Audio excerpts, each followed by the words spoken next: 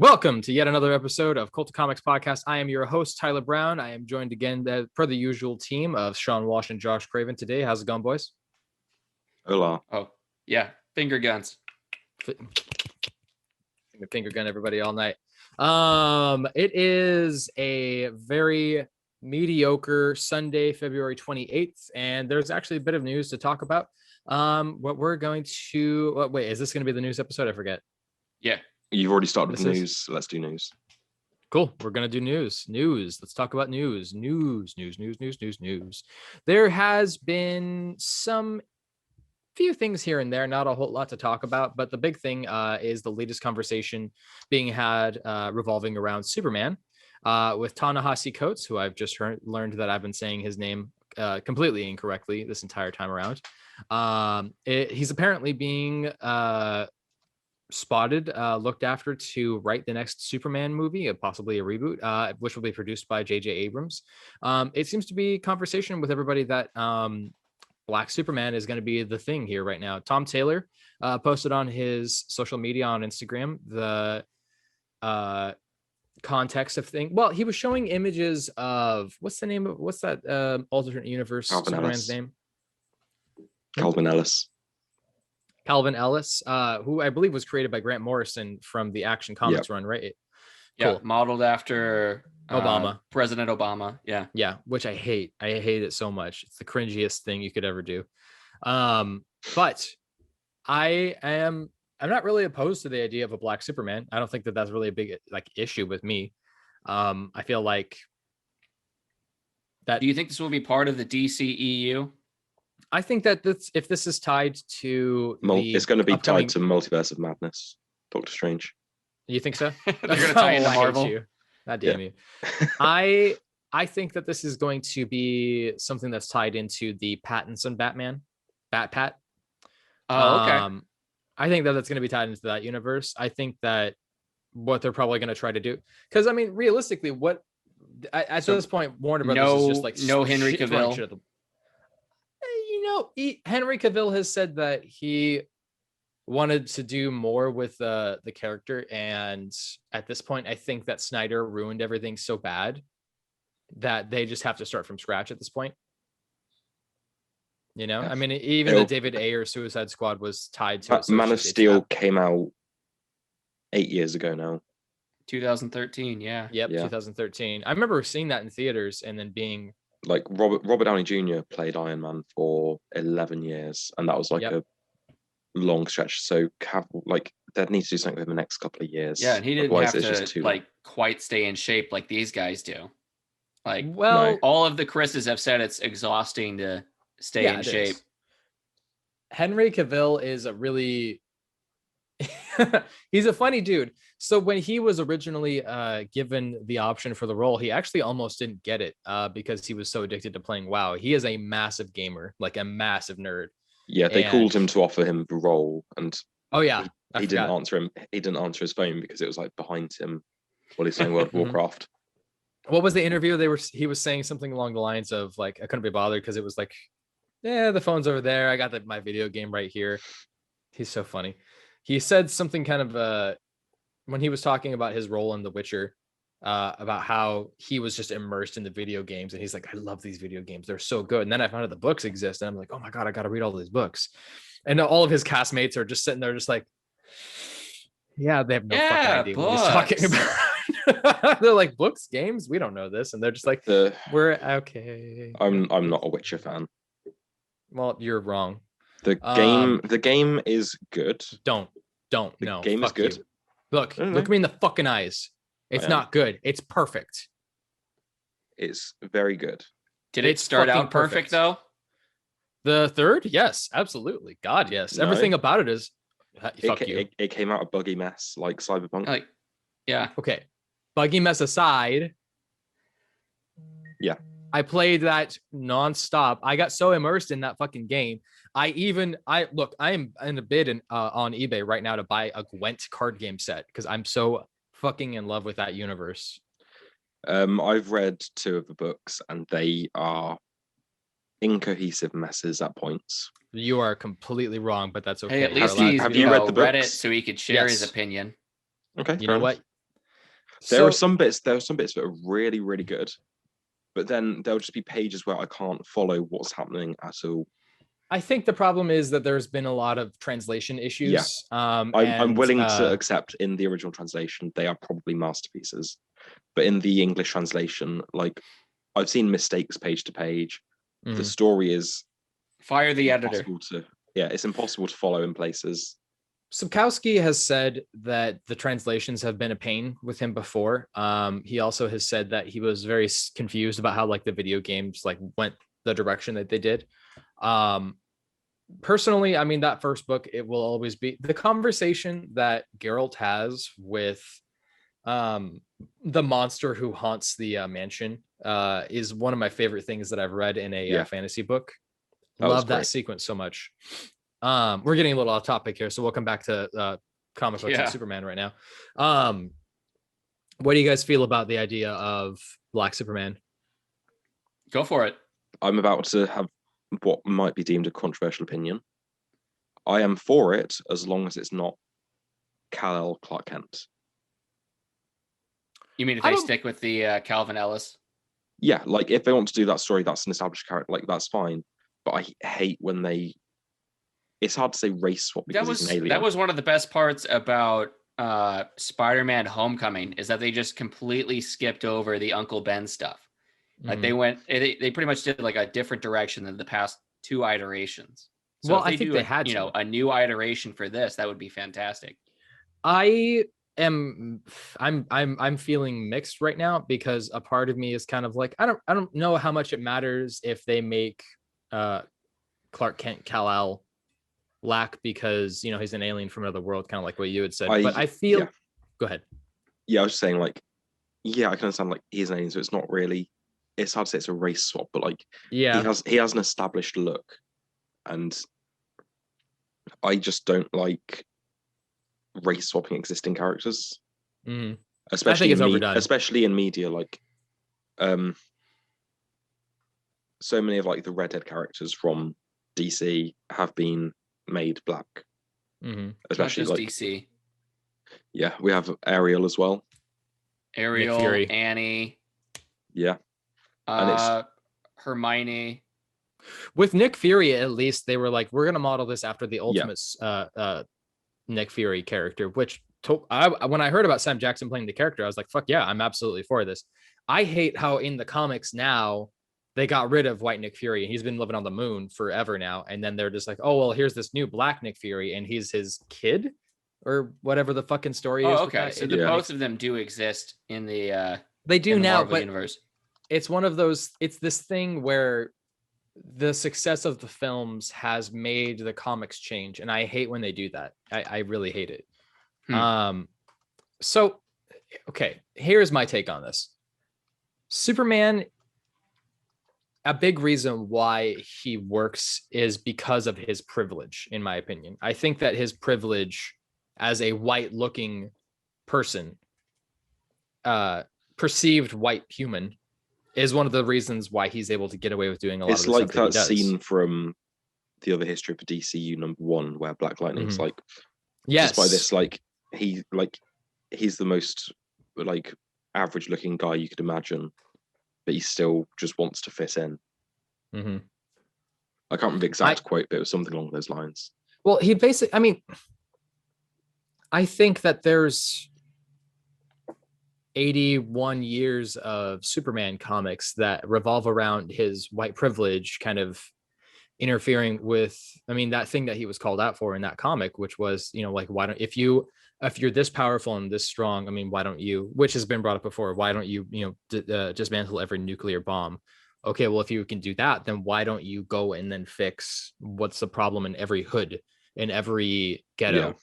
Why don't you save all of these people who are exposed to these hardships every single day? I mean, I feel like Superman is a character that if you were just going to make a movie where it was just like, he's just like a black character, I mean, I think the problem is that you're not acknowledging the fact that a black superhero in the eyes of the general American public might not be as accepting. And I think that that's something we should acknowledge, is that there is racism in America. And I think that there would be different response to Superman. You know, I think that for the shit that I give Snyder for his films, I think that the perception of a Church of Superman, kind of like from the All-Star Superman comics, and the religion that was developing around that was something that made a lot of sense. But like it's sort of shown a little in Superman Worlds of War as well, from the last couple of weeks.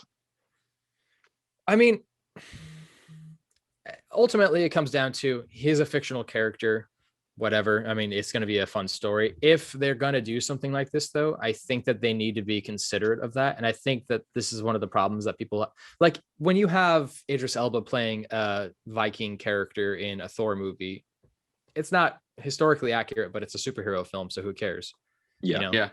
If you have, it didn't pull me out at all. Yeah, no, not exactly. It didn't pull me out of it. I think that there's a genuine concern and a genuine complaint, which is that there is not enough representation out there. And I agree with that. But I think the problem is that we need to have more Black characters being created rather than taking already established characters and then making them Black along the way. Yeah, absolutely. Create new established characters. And I feel like another thing is if they do, it just feels cheap if they don't. If they are going in to make Clark Kent Black, they're doing it for the sake of making him Black. So I'm looking at stuff for Ta-Nehisi Coates. Yeah, like if Ta-Nehisi Coates has come in and been like, I have an idea for this Calvin Ellis story, like he's Black, like it can deal with some really tonal issues. Well, let's see. That's it says as a child, he enjoyed comic books and Dungeons and Dragons. Nerd. He's done about 20 or 30, no more than that. He's done a number of issues of Black Panther, maybe closer to 50. No, he's been doing it since 2016, I think. Yeah, 2016 till present. He's done 25 issues of Captain America. Yep, he's a good writer. He is a award. So if you just take Captain America novelist and Black Panther and smash them together, that might be the type of that's Superman not that the issue for me. Ta-Nehisi Coates is not a concern for me. I know for a fact that he's a good writer. Just to add a little more context to the people that are watching. Yeah. Ta-Nehisi Coates, I was surprised when I found out that he wanted to start writing comic books because, I mean, previously he was a novelist before everything else. I think mostly he wrote nonfiction. Yeah. So was he not also a journalist briefly? Yes, he was, I believe. Yeah. Mm-hmm. So, I mean, I'm not worried about that. I mean, more than anything, if there's anything that I'm actually concerned about, it's JJ Abrams. He gets his hands on everything. Yeah. What's the word I'm looking for? He is not to blame for what happened to Star Wars. You shut your fucking mouth. You're wrong. What did he do that was bad at Star Wars? He left and then came back.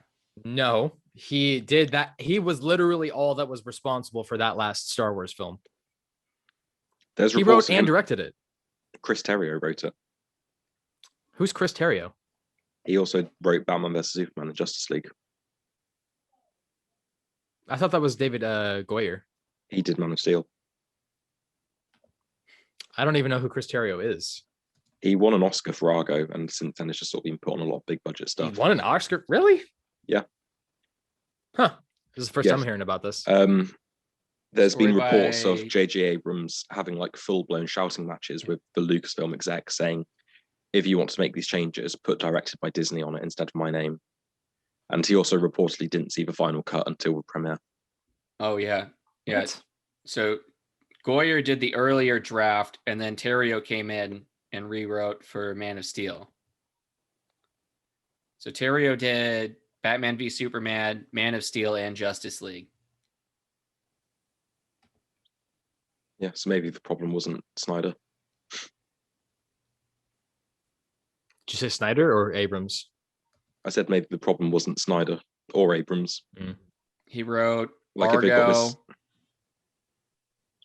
Like clearly, like the fact that his movies have not been great, maybe it's more the scriptwriter's fault. Yeah. Well, he's still the writer on the Zack Snyder Justice League. Yeah. Tyler looks very confused. I think his picture's frozen. Maybe. Let's take a break. Well, I mean, I am because I'm still. Can you hear me? Yeah. Oh, your video's really out of sync. Hello? Oh, you're Yeah, back. I got you. Can you hear us? I got you, babe. Yeah, I can hear you fine.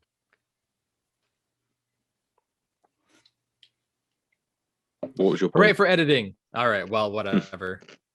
I guess I was just gonna say, I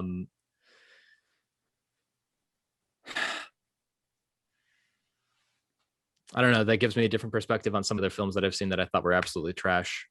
But I don't know. JJ Abrams also did the Star Trek franchises recently, and I was just not I enjoyed them impressed with those either. Like they were big, showy. I mean, that's what he does. He comes in and he does big, showy stuff. I think they were like good enough for what they were.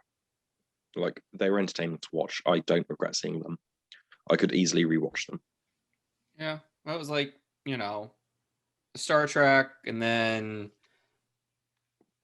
what was the second one with Khan? Into Darkness. Into Darkness, and then Deep Beyond. What was the third one called? Deep Beyond. Okay, I actually really enjoyed the so it was like, second one. you know, the Star Trek 2009, and then like Into Darkness, and then like Deep Beyond. It's because Deep Beyond was more like Star Trek, whereas the first two were more sort of generic sci-fi films. But I still enjoyed them enough. Deep Beyond was a bit surprising. Yeah. Mm.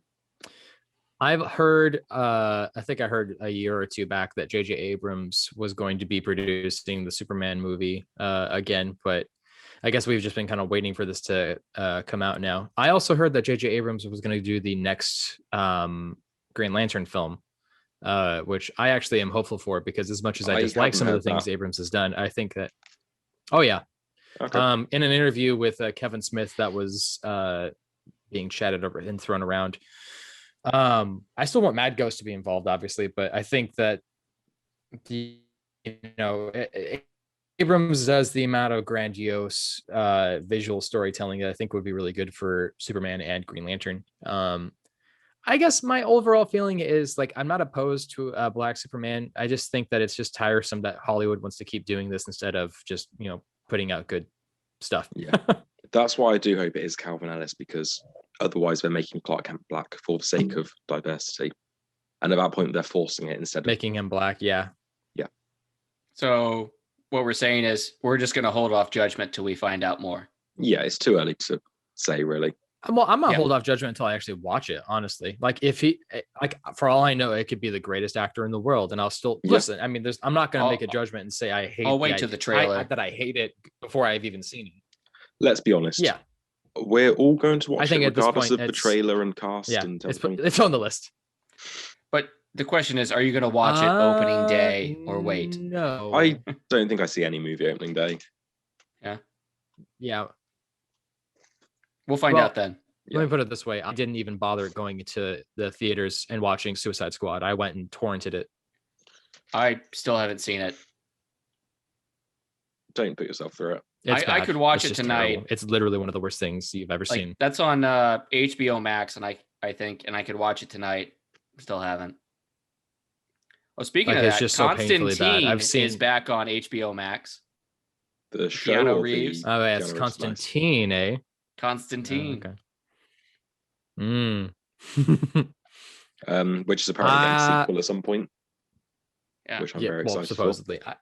I'm still not. I'm not. And he's frozen. I'm not, blah, blah, blah, blah. I mean, they made him American. Blah, blah, blah.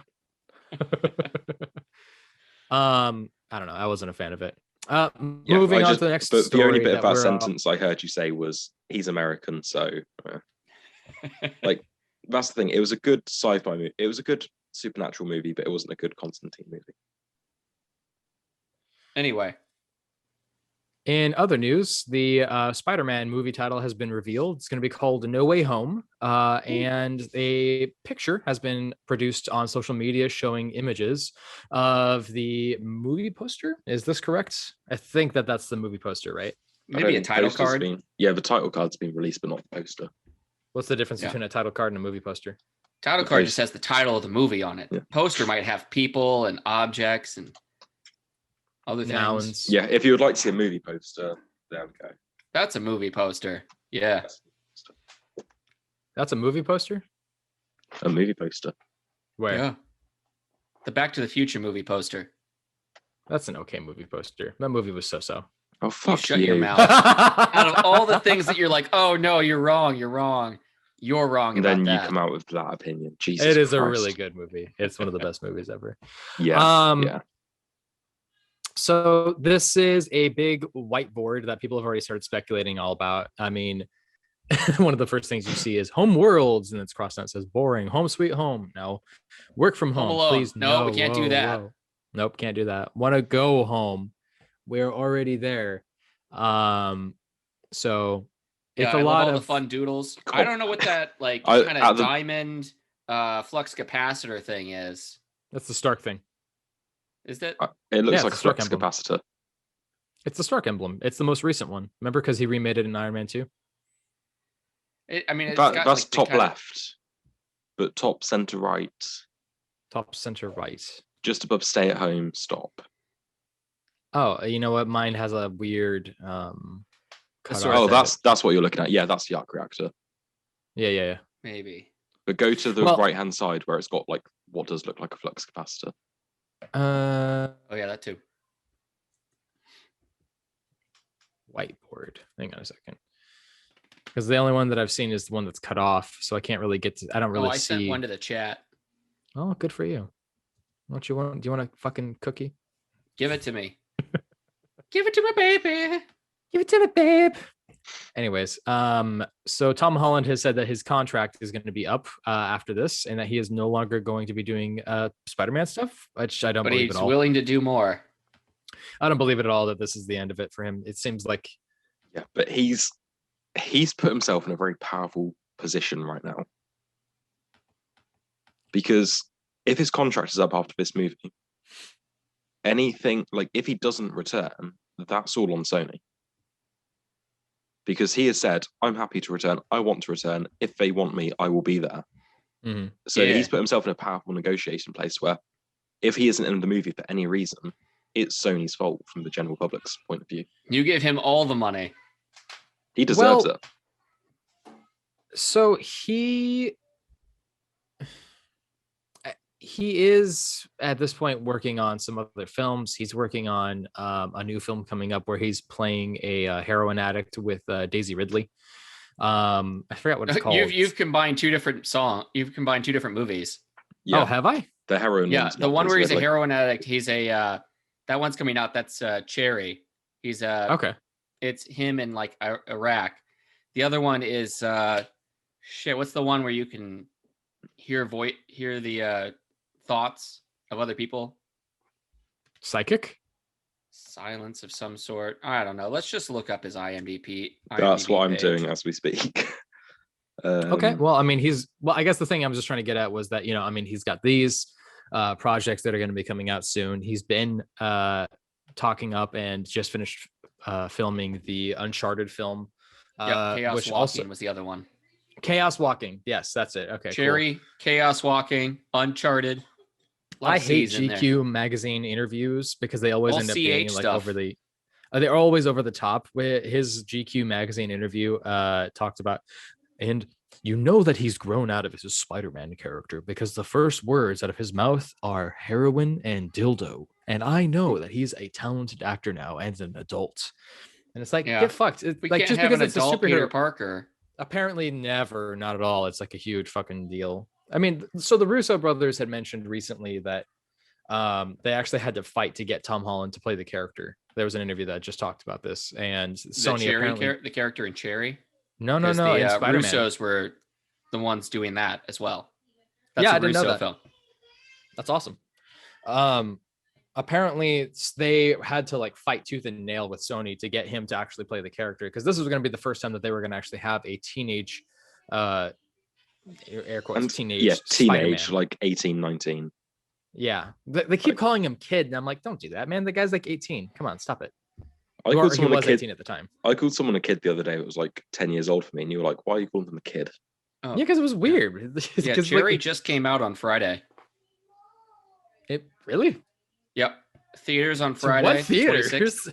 Who's going to go see this film? No one's going to go to. It's a pandemic Yeah, still. it's going to be on Apple TV Plus on March 12th. Nobody likes Apple TV. Literally, I don't know a single person who's talked about Apple TV anything. Fuck Apple TV. Ricky Gervais spoke about it at the Golden Globes or Emmys, whatever he did.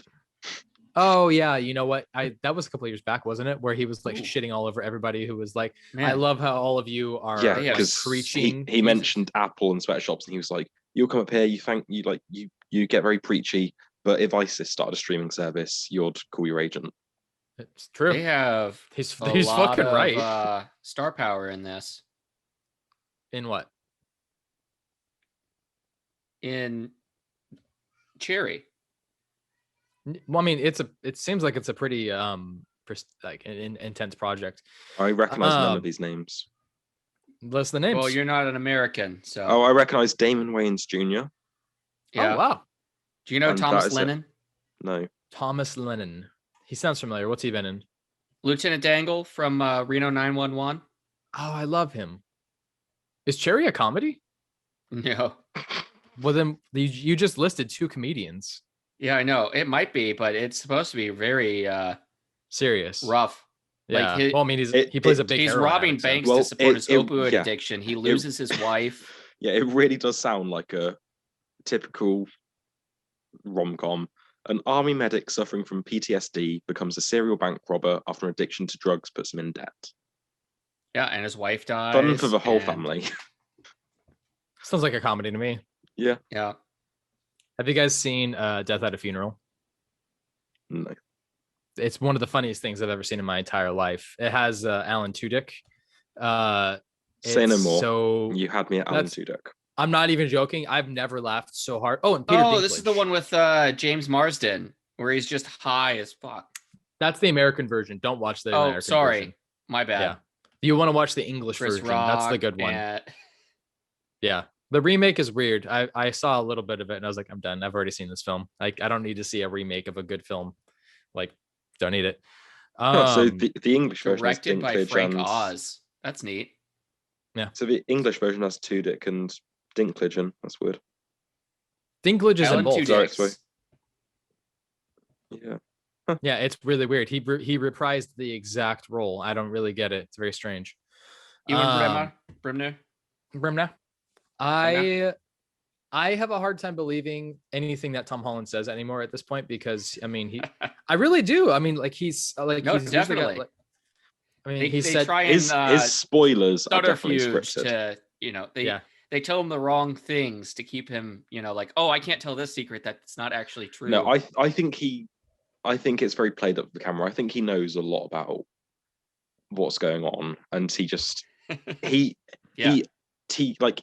leaks stuff. Like when he had that Avengers Endgame poster and had like the big thing that said "Do not reveal to public" as he's on a live stream holding it up like that. Oh yeah, when he's going through the script. Well, that was funny. He that turns was the paper over, and that was cheekiness. I get that, but I don't know. I think the person who's done like the biggest spoiler was Mark Ruffalo. Yeah, he was like everyone dies. Well, half of everyone, but yeah, roughly, yeah. I mean, it's not as bad as Michael Keaton spoiling the entire end of Batman when in his initial interview on the Carson Daily show, or not Carson Daily, whatever it was. What did he say?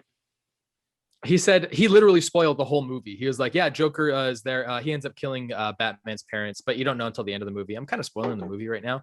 And the entire audience goes, I swear to God. And the entire audience goes, oh, and then the host is like, oh, fuck you. You're all going to go see it anyways.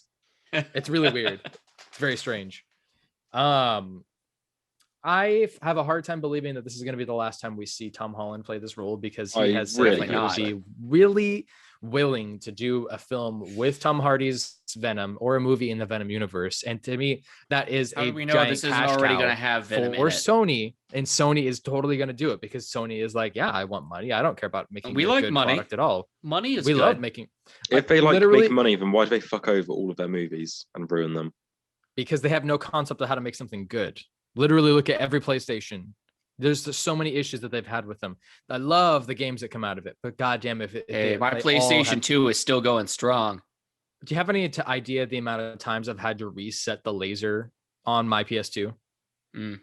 Never so for many me. goddamn times. I have had a PS1, PS2, PS3, and PS4, all launch models.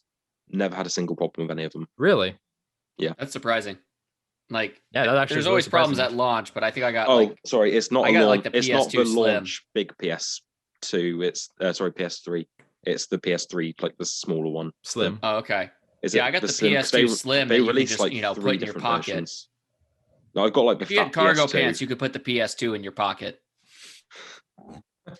No, I've got the fat PS2. There were like 3 different PS3s they released. It was the second one. Never got one of that. Never got a PS3. And then PS4 was a launch when I pre-ordered it, picked up day of release, and it's still going strong. New prediction. Sony is going ham and fist when it comes to the Miles Morales franchise. I think that they are trying to build on that just as much right now. I think that with the Miles Morales video game and things looking stronger and stronger for the Spider-Verse, I feel like this would make sense that even if Tom Holland's contract does end, I think that they're going to continue making Spider-Man movies. I think they're going to continue making something in the universe. Pretty good bet. I mean, I would be remiss. No, Sony would be remiss if they stopped making Spider-Man films. I mean, at this point, with how much they already, have Donald Glover playing Aaron Davis. Exactly. Like that's I would love to see him play Uncle Aaron Prowler in a future film. That I would love that. Plus, that would actually tie into the Venom storyline in the Ultimate Comics, where actually I won't say anything because Sean hasn't read it yet. The Miles Morales Ultimate Spider-Man stuff. Oh, okay. Yeah. But I will say something happens with Venom. Check it out. I'll add it onto my ever-growing list. The ever-growing list. Yeah, like the list gets longer before I've ticked anything off of it. So it gets, it's not getting any smaller. That's okay. I understand. What do we want to talk about next? You guys can go through the Ray Fisher stuff. There's not much to talk about. I mean, it's really simple. It's just he posted in response to the Ta-Nehisi Coates story that was being revealed that he might be taking over for writer, and the JJ Abrams will be taking over as producer for the next film as a reboot and potentially Black Superman. He really downplayed the news and basically said, hey, you remember when Warner Brothers dismissed and mischaracterized another Black man for, and obviously speaking about himself, for so-and-so reasons, talking about his investigation with Walter Hamada and Jeff Johns, everybody that was involved in the Justice League film, basically outside of Snyder, and just was ripping into everybody. Warner Media immediately responded and said, nothing that you're saying is true. This is a misrepresentation of what was going on. And then the investigator, who Ray Fisher had done a recording on and then released on his social media, also came on and said, she backed up that claim and said Walter Hamada had never tried to interfere with the investigation with Ray Fisher. This claim is untrue, and it really pains me to see that this misinformation is still being spread. Ray Fisher then kind of moved the goalpost a little bit and said, I never said that he did interfere with that Walter Hamada did interfere with the investigation. I said he attempted to, and that I stopped it. That was his words, which is, so here's my frustration with this. At this point, we acknowledge that Joss Whedon is an abuser, and how far that goes, we don't really know. I absolutely, I think that if you're that much of a prick, you deserve to be disciplined, absolutely.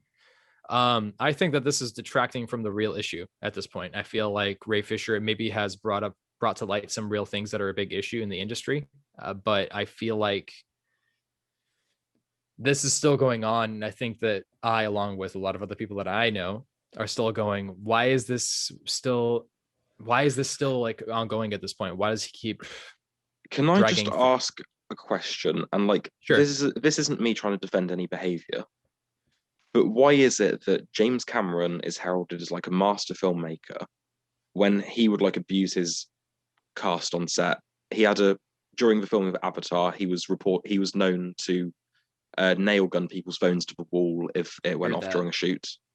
And then Joss Whedon is a piece of shit, but why is it one is being put on a pedestal for equally as bad actions as the other, and the others being. Well, we haven't heard anything from like the Avatar movies, which is most of what James Cameron's been doing. Yeah. So it could just be, a change in, what people are willing to put up with now. I think that there's a lot more conversation these days about what people are considered. Like, people don't want to tolerate abuse like this anymore, and they are willing to, call that abuse at this point now. I think that that's a really good point to make. As far as I've seen, I mean, Joss Whedon doesn't seem to me like he's being a sexual manipulator or a sexual abuser. It doesn't sound like he physically harmed anybody. Verbal abuser, piece of shit. Yeah, it sounds like he was being verbally abusive and, kind of tense. I think that's the reason why he wasn't allowed to be in the room with Michelle Trachtenberg, maybe because like he had a tendency to make people cry. Specifically, it sounds like women, which is kind of surprising, but yeah. I mean, mostly considering the product that he ends up putting out.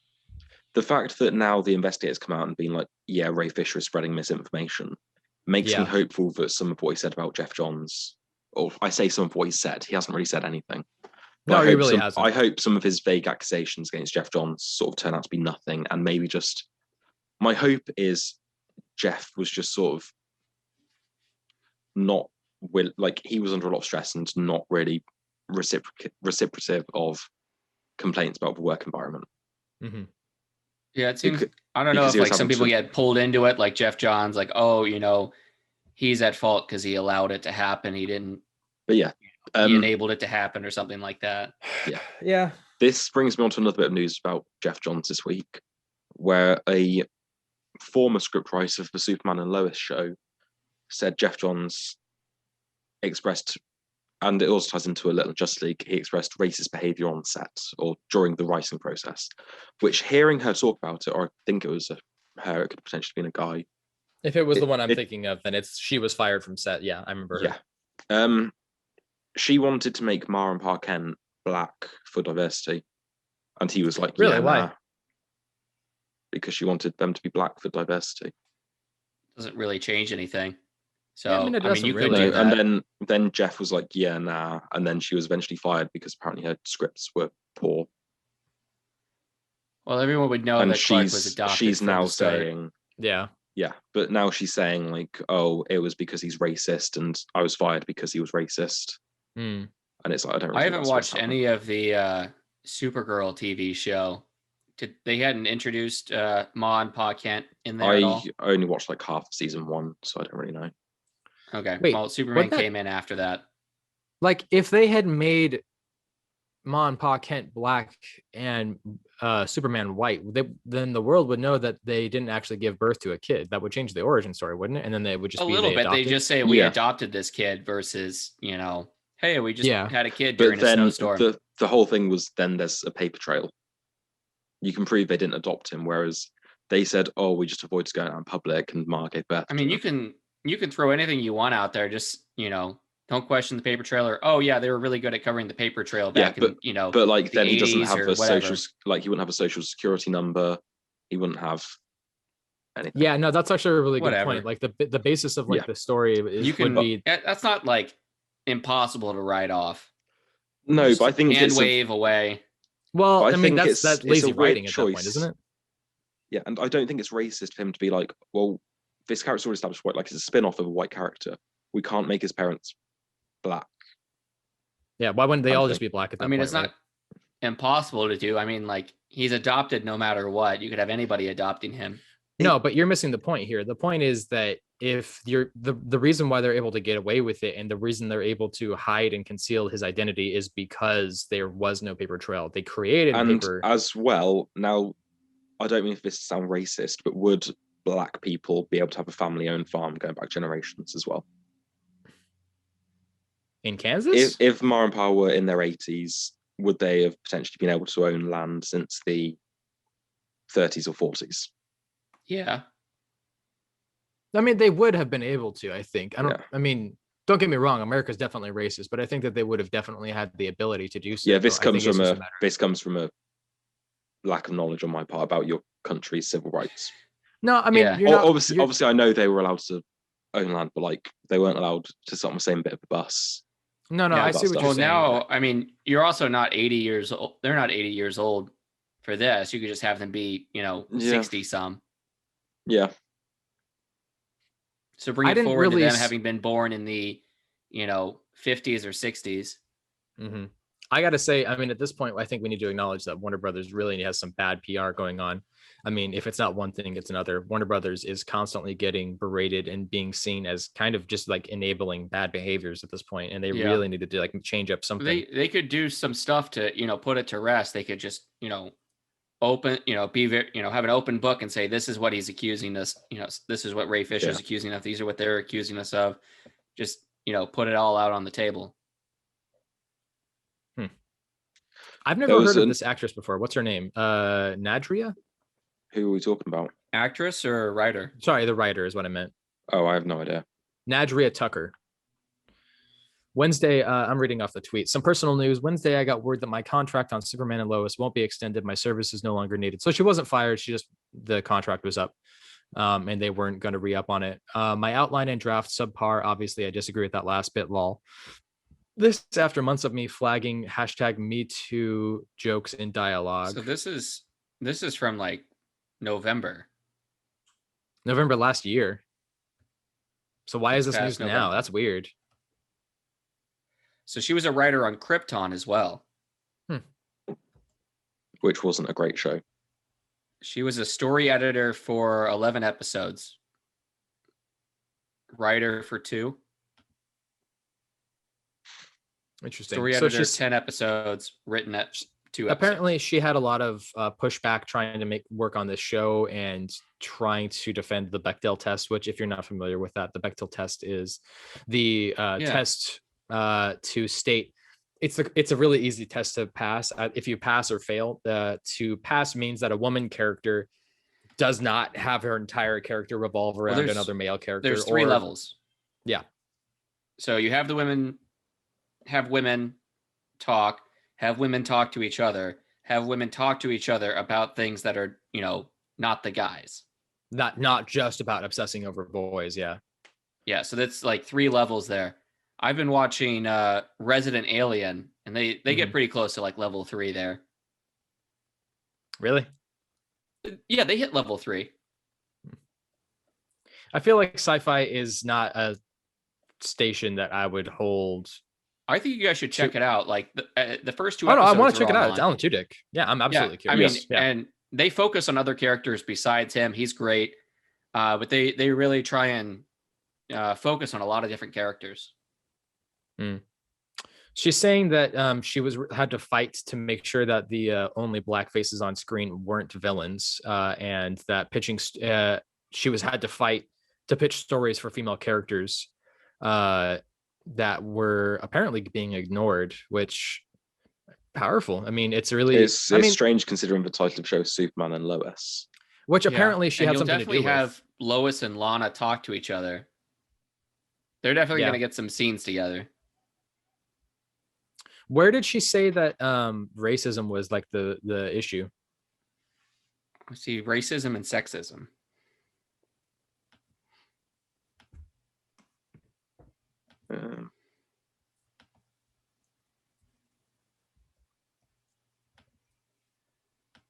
Because all the stuff that I'm seeing right now is that she's alleging that there was racism on set or for the show or something, and that was the reason why her contract was up.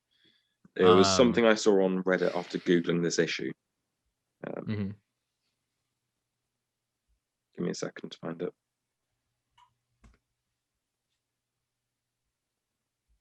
I don't even see that Jeff Johns is tied to this at all. So that just makes what someone said to me even more ridiculous. She talks about flagging Me Too jokes in dialogue.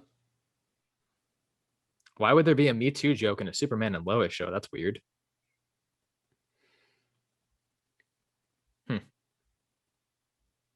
Maybe something will come out about the. Have you watched it, Tyler? No, I haven't yet, but I'm actually really curious because I've heard really good things about it. It's for a network show. It was as good as it was ever going to be. Sure. Apparently, she has called out the creators of Arrow and the Arrowverse as well, and says that there was some racism there as well.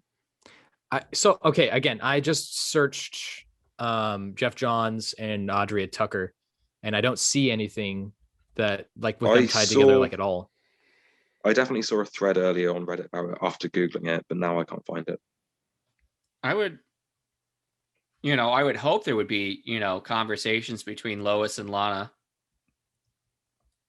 I think it would be kind of odd if they never talked to each other. Yeah. On their own. Mentions a brief experience she had with Jeff Johns. They set up storylines where they would work together in the pilot. Hmm. Or that they might, be opposed together, to each other. I don't know They work together on Krypton. Apparently. I haven't spoken to Jeff since the day on Krypton when he tried to tell me what is and is not a black thing, is what she said about him. Yeah. And Ray Fisher addressed this, and it leads me on to my next point. He responded and said, "I feel every bit of your pain. Among many other things, I had to spend an inordinate amount of time explaining to Jeff why he was not the authority on how the existence of cyborgs' genitals would be perceived by the black community." He strongly disagreed. Wait, I'm confused. Jeff Johns didn't want, this is what I've heard reading into that a little bit. Jeff Johns apparently didn't want cyborgs to have genitals because in Batman vs Superman, he was established the only part of his body that survived was his head and half of his torso. Mm-hmm. Okay. Apparently him not having genitals is representative of when they used to cut the dicks off of slaves coming over to America. Oh, wow, that's a really big far reach. What the fuck? Yeah, which just leads me on to Ray Fisher being a pedantic asshole. That's really inappropriate and really gross, and that's not okay. Are you sure they were cutting their dicks off? No, that was a thing that some of the they used to castrate some of the slaves. Castrate is different from cutting the dicks off. The comments I read said they cut their dicks off. I don't think that's true, but I mean, I don't want to Google that. I don't really want to either. I'm afraid about what's going to pop up, but that's just inappropriate. Let me have a look. Give me a second. Yeah, that's a really, really big far reach, and I'm really uncomfortable with that statement, like a lot. And this last 2 days has made me have a lot less respect for Ray Fisher at this point. I have at least respected his calling out allegations against Joss Whedon, and I respect that somebody spoke up about this. But now I'm just thinking that that's too much. And for him to say something like that is reaching really far, and that's just uncomfortable. Yeah, so they were saying it was a sign of cyborg being emasculated, and white people used to cut off black man's genitals and hang their bodies from trees. So, okay. Oh, okay. That's a little different then. But I still don't see how it's relevant to a cyborg who, in the previous film, by a director that this actor is praising and telling people to go watch his movies, then for some reason it's Jeff Johns' fault he doesn't have a dick. Give him a robot dick. It's Jeff Johns being racist by keeping continuity with the previous director. Why would it's a fucking? I'm not sure why it's something film. I don't need this guy to have a dick anyways. Like, it's not something that people are gonna. People weren't gonna mention that in the fucking movie. I'm not gonna be watching Justice League hoping for Cyborg's penis. If we don't get Cyborg's dick hanging out in Justice League, in akin to Manhattan's blue dick in Watchmen. I was just thinking about Dr. Manhattan. That's just I'm actually pretty uncomfortable with that. I'm not gonna lie. Yeah. Like, at this point, I'm willing. Like, my opinion of the situation is Joss was an abusive piece of shit. Jeff was having to rewrite scripts and make a movie, reshoot it, keeping a lot of the same. Like, it just sounds like it was a shit show, and he was under a lot of stress. So to clarify, Jeff Johns had nothing to do with Superman and Lois.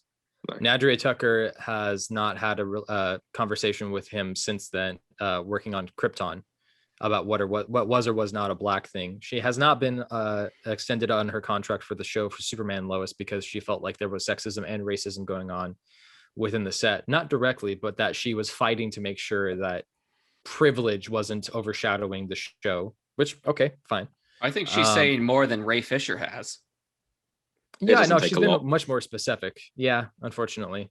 I think it would be really weird to not have.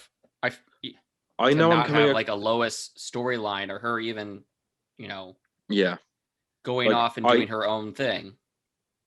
I know I may sound like a Ray Fisher hater who doesn't want to listen to him, but like, the thing is, if he comes out with his story and tells it, I'm open to hearing it, but like he hasn't said anything yet, other than Literally just say vague anything little and I'll accusations. Yeah, Yeah. probably believe it.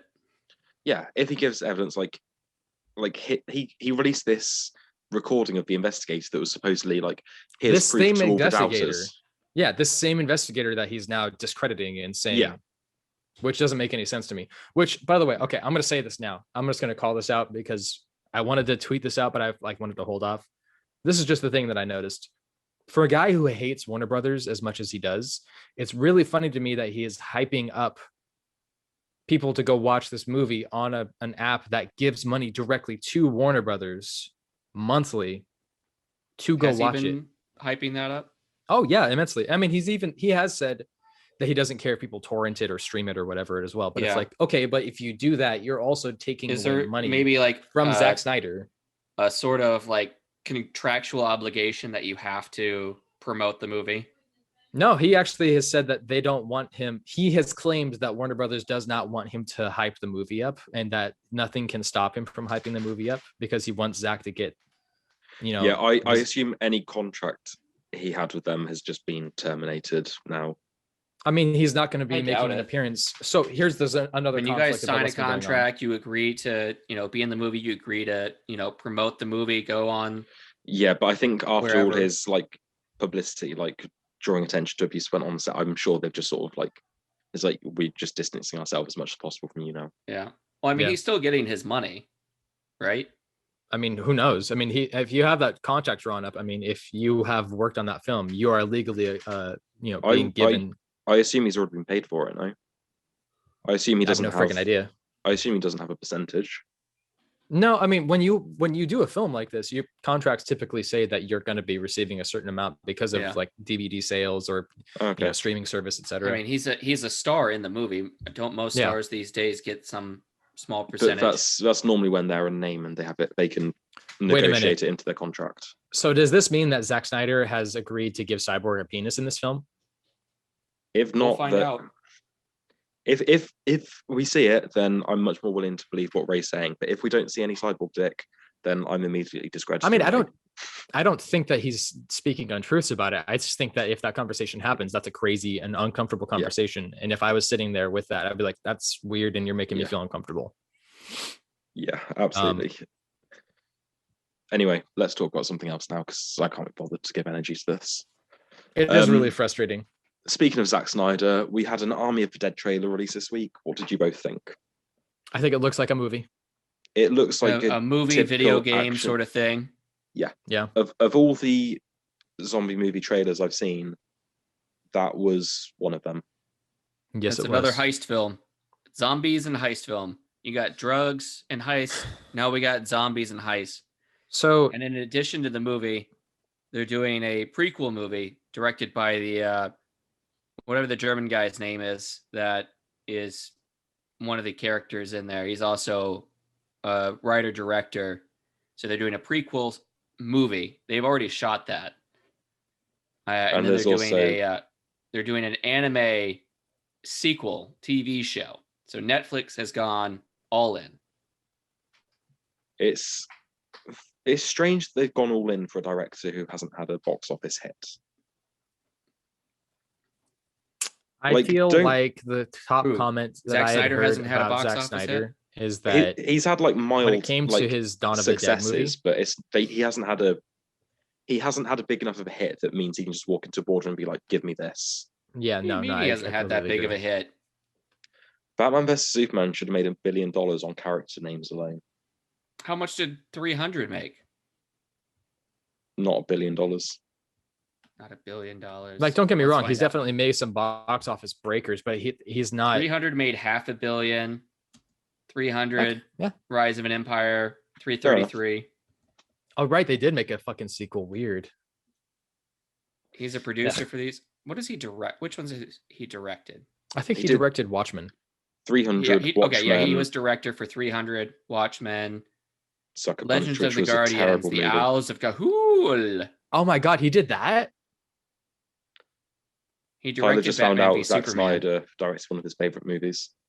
Oh my god, that fucking movie is a joke. I see Robot Chicken parodying that all the time. It's painfully Batman v stupid. Superman made 873 That million? movie should have made $1 billion based on the characters alone.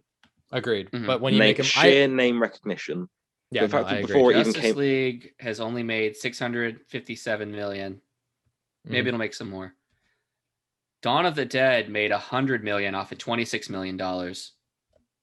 I mean, that's still a pretty good turnaround, but okay, so here's the thing.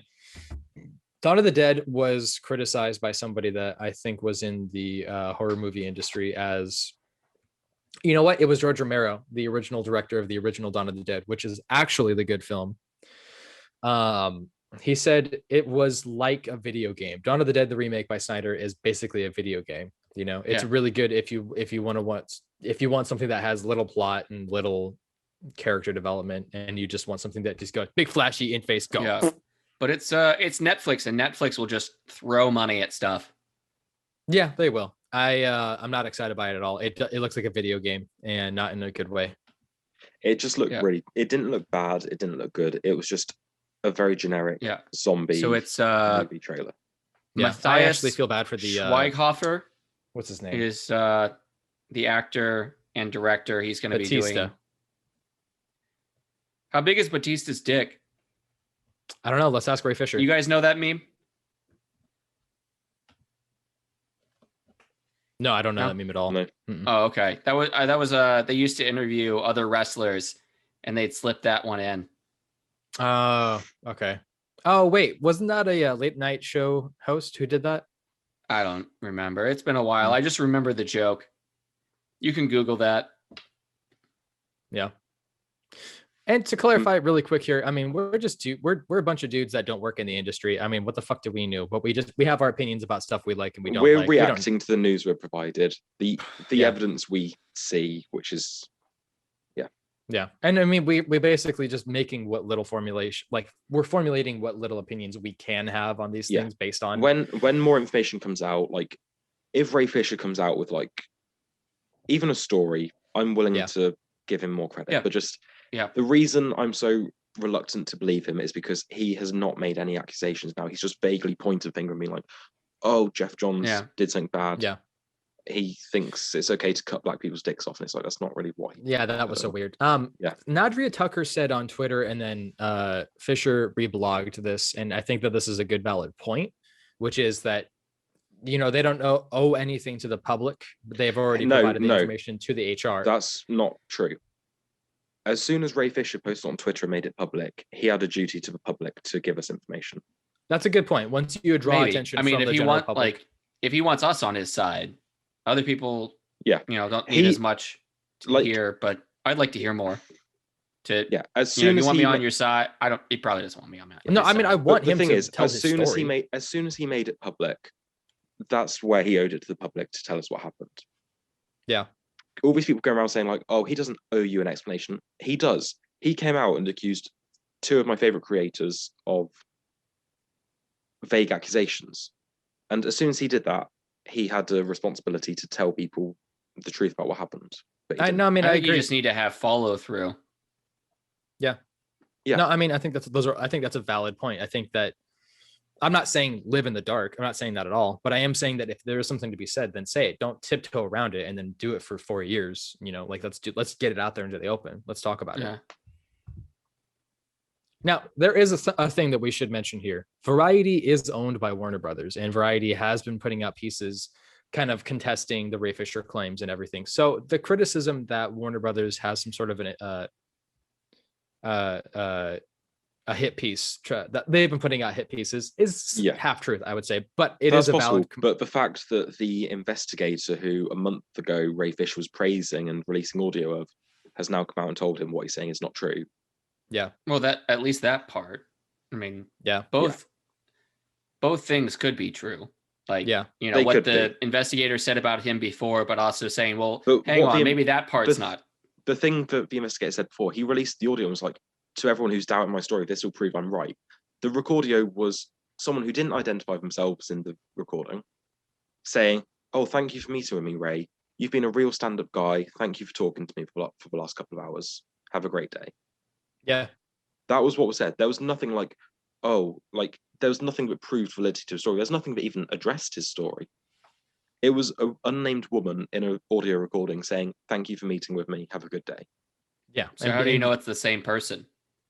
Because there was only one investigator. Because the initial investigator, Fisher had said, was hired by Warner Brothers to like put a hit piece out on him. Yeah, basically. he refused to cooperate with the first investigator, the internal investigator, but he cooperated with the external independent investigator.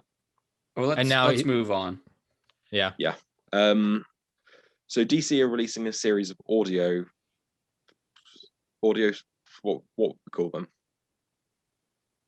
Well, I mean, they're not audio books, but they're audio episodes, audio shows, descriptions audio of shows, the comic. Audio shows. Based on, I think it's original properties. It's not adapting existing stories, but it's similar to what Marvel did within the last few years, where they did. Marvel's already done something like this. Yeah, they've done Marvels. They did a Wolverine story written by Ben Percy, and now DC are jumping on board and doing. Is that the Long Night? Oh yes, they did the comic as well, right? Yeah, they made a comic about it later. Yeah, okay. It was an audio series first, and then they adapted it into the comic. Yeah, that was a little confusing to me. Okay, that's kind of cool. What's it going to be? Is it going to be like the Sandman audio stuff, or? I'm just getting the article up now. So it will include original scripted narrative shows with DC superheroes and villains on Spotify, including the likes of Wonder Woman, Batman, Superman, the Joker, and Harley Quinn. Okay. They did reveal the first thing, but it doesn't say it on this article. That's helpful because they did release they did announce the first one, which was written by David S. Goyer. Okay. But the article I clicked on doesn't have that. Here it is. So the first, I hate when you click on an article and then it like jumps. The first project, Batman Unburied, will be released later this year. The new original series is being produced by David S. Goyer. Unburied. So it's going to be terrible. He wrote the Dark Knight films, which were only good because of Christopher Nolan. He has written things. Yeah. He is paid to be a writer. I wouldn't say he was a bad writer, but he's just. Well, you're wrong. No, but I'm saying like he's not. Okay, fair enough. Yeah, I can't. But he wrote the first one as well. It's a real mixed bag, I think. Yeah, it's a real mixed bag of mediocre films and absolutely terrible films. It's Zigzag, Blade Trinity, The Invisible, The Unborn. Yeah, you just listed a whole bunch of really bad films. Damn. He's co-written video games. He did 3 Call of Duty video games. Say no more. He's terrible. I hate him. I hate him even more now. Oh my god. Pro-America stuff. Pro-America military stuff. Ugh. What were your feelings about Jumper? I thought it was a film. It was fine. It was enjoyable. Like, I could probably rewatch it. Maybe it's been like maybe 7 years. Honestly, I'm really not joking. It's unwatchable now. Unfortunately, I tried watching it again like 2 years ago. Yeah, I remember enjoying it at the time, but I was a kid at the time. I liked it. It's a great. So the latest thing that he's done is Terminator: Dark Fate. He wrote that terrible and was executive producer. Yep, I like Dark Fate. Ugh. Opening sequence. Let's murder the kid. Of all the Terminator 3s, it was one of them. It was. Like at least. He's a producer for. Have you guys heard of this Antlers film? Mm-mm. No. All right. That's like supernatural horror. I like supernatural horror. I just don't. I like good supernatural horror. This looks like it's going to be a smaller scale kind of film. And they got Kerry Russell and Jesse Plemons. Sure. Ooh. This isn't the one executive producer for the 2016 The Birth of a Nation. Wait, they did a Birth of the Nation 2016? In 2016, they made a film, The Birth of a Nation. Like they remade that. Why? The racist movie? I think so. Why would they do that? I don't Like know. you can't. That's uncomfortable. No, wait. Maybe not, because the writer director Nate Parker is black. Oh, you're confusing Never me mind. now. We're getting way off. Yeah, that was okay.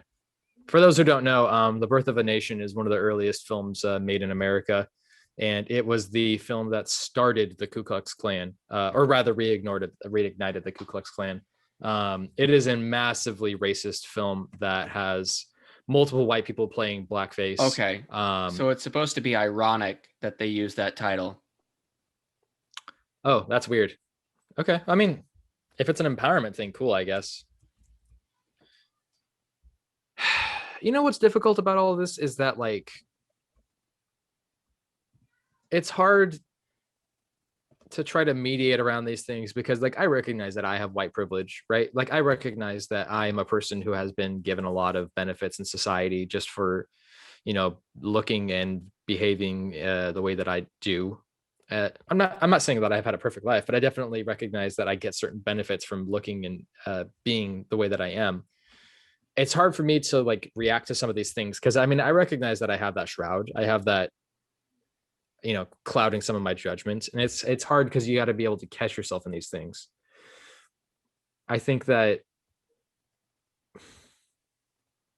like, when you think of things like the comments about, like, what is or isn't a black thing, I don't think I'm not going to be a person who's ever going to say whether or not, like, something is a black thing or not, but I am going to say The Birth of a Nation is a racist film. It's kind of weird that they use that title.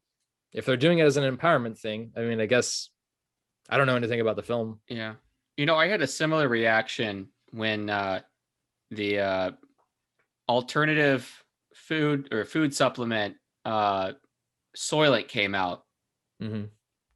When they announced they were making a food supplement and calling it Soylent, that broke me for a day. Because Soylent Green is people. Yeah. Yeah. So it's like, why would you choose that name of all names to call your product? Like, if it's, I have had people tell me, like, they want to start using it, and I always laughed because I thought they meant Soylent Green, and I'm like, Soylent Green is people, and I make that joke, and they're like, no, but really it's a food. And I'm like, no, it's not. Then it turns out it's a real ass thing. It's just really weird. I just don't understand some of the decision making for some of these things. I don't know. So I just looked up the reviews for Birth of a Nation for 2016, and it's got terrible reviews.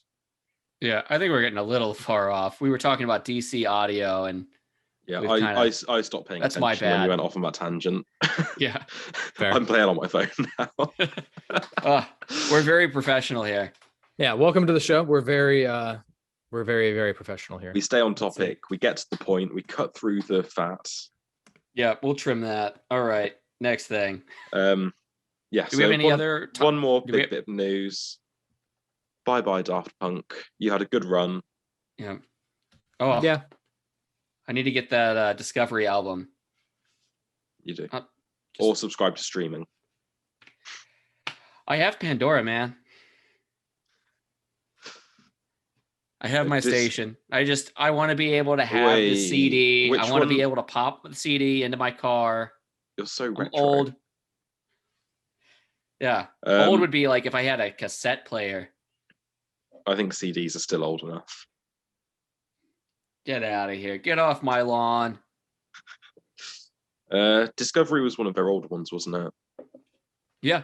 Mid-90s. Yeah, for some reason, I thought it was their most recent one with Get Lucky on it, but that was Random Access Memories, wasn't it? Something like that, yeah. Yeah. That was 2007 Live. No, that was...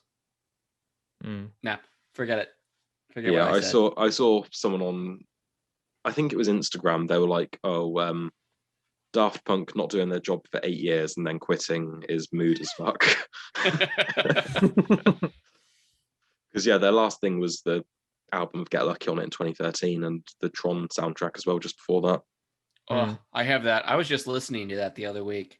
Yeah, someone was like, they may as well just cancel Tron 3 now. It's not going to have a soundtrack like that. That was the only reason to watch the Tron Legacy. Did they do anything for the cartoon? I didn't know there was a cartoon. You mean the movie, Interstellar 555? No. They did a TV show for Tron. There was an animated Tron TV show on Disney. I don't think I knew that. Similar style to Tron Legacy, just animated. Okay. That movie, unfortunately, is bad, but the soundtrack is banging. Yeah. All right. Last thing. So issue 30 of Oblivion song came out this week. And in the letter page, Robert Kirkman announced that the final issue would be issue 36. Which I'm very disappointed by. They're coming up on the final arc. He said this was the plan all along, to have three 12-issue stories and then have a time jump in between each arc. I mean, okay, but I guess it's just, I was really invested in this. I'm kind of disappointed to see that it's ending. It's so even shorter than Outcast. I mean, issue 29 seemed like they were heading towards, some sort of closure. I mean, I was guessing they might take it out to 48, but he thinks he can do it quicker than that. I mean, you grow larger and larger in scale as time goes on, and it felt like they were getting to a scale where they're, on the scale of the whole world. So there's not really much to do beyond that. And we could talk about Oblivion Song issue 30, or I'll talk about it when we talk about comics, because this was a really great issue. I haven't gotten my newest shipment yet. I mean, a lot of the stuff that I've read had to be online, but I'm really looking forward to actually reading that issue. Okay, so this is a series you've been reading. Oh yeah, of course. Yeah, you and I have both been reading it. Okay, it's hard to keep track, man. I got so many. You guys have so many. I hear you. I have to keep track of everyone's when I'm working out the order we discuss stuff in. You just writing up scripts all the time. Yeah. There are a few things I normally have to ask you guys about, but on the whole, I've got your pulls locked in there. Yeah. Okay. That's about it for the news. I think that I want to ask something here before we finish up that has to do with the news, though. Okay. With the amount of stuff, it feels like every week there's more and more stuff with this Ray Fisher stuff, and I feel like I don't have an issue with having conversation about it, but at this point I feel like it's just really little snippets of information here and there. I'm wondering, I think we should just stop talking about it. I agree, but it was just this week until we had the whole thing up that's big enough.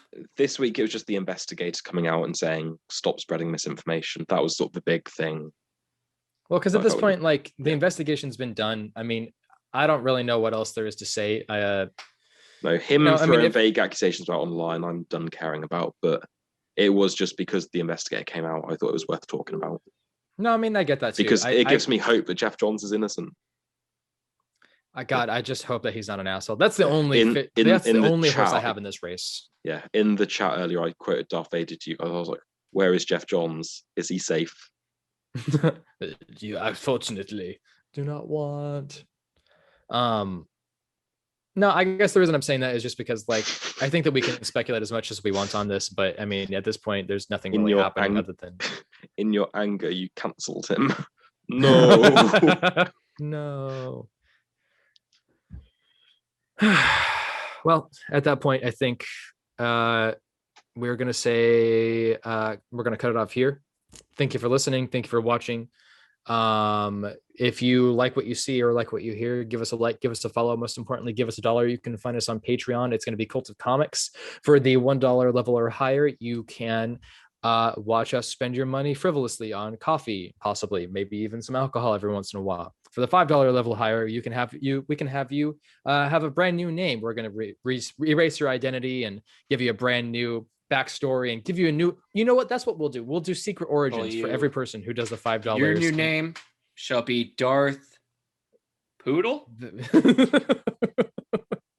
We'll create it up right there on the show for you. We'll have a nice little get together, talk about how your mother was a rhinoceros and your father was a giraffe, and they birthed underneath the radioactive factory, and there you are. Oh, and that's why no, I've seen Madagascar. For the $10 or level higher, we will allow you to pop on the show where we will give you a very nice compliment about your face, your haircut, and talk to you about how your dad does in fact love you, and despite what everyone else says. Thank you for sponsoring us, Anchor.fm. Anchor.fm is the easiest way for a person to get started on making their own podcast and get started immediately. We've been using them to distribute the podcast on Spotify, Stitcher, Breaker, Google Podcast, Apple Podcasts, all the podcasts. And if you are listening to us on any of those, please give us a share. Let other people know that you're listening to us. If you're watching us on YouTube, hit that like button, smash that subscribe button, and give us a shout out, give us a comment. Tell me about how you don't like the way my skin reflects in the light, or about how I sound really boring and how I am the only person who's actually a fan of the show and of my own show. Shout out to Comic Chronic. And per the usual, if you are a fan of any of these programs that we are putting out, let us know. We definitely want to hear from you. We want to have some more interactions with some of the fans on the show. We just broke over 700 views on our last WandaVision episode. We are doing really well on some of these bonus episodes as well. So we're going to continue doing that. For reference, that's not 700 views on the one episode. That's 700 views on the channel. Yeah, that would be cool if we got 700 views on one video. Oh, man, you got me excited. I thought it was 700 on one channel. No, it was 7,000. I'm just going to say that from now on. Anything you guys want to shout out? Things YouTube won't tell you. We have thousands of views. Fake news. Hashtag fake news. You can find me on Twitter. It's going to be at TCH Brown. You can find me on Twitter at Shawmore747. And Josh will be lurking in the background, lurking in Reddit forums, looking for old Newgrounds videos and sharing them. And if you do end up finding him, let me know, because he is like Waldo. We don't know where he is at this point. Mm-hmm. Anything you guys want to shout out before we call it good? No, that's it. Cool. Thank you again for listening. Thank you for watching. Have an awesome rest of your day. Stay safe during this pandemic, and all hail.